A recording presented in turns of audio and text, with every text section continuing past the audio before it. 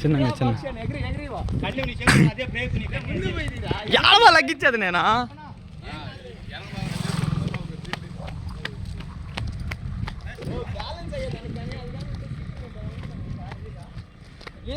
తీస్తానా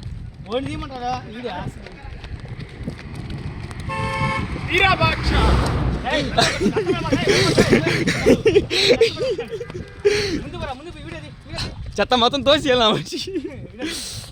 పని ఇప్పుడు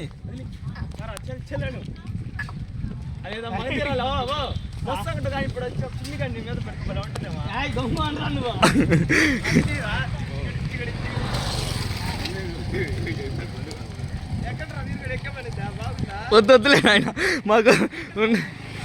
సార్లు ఆపుకోవా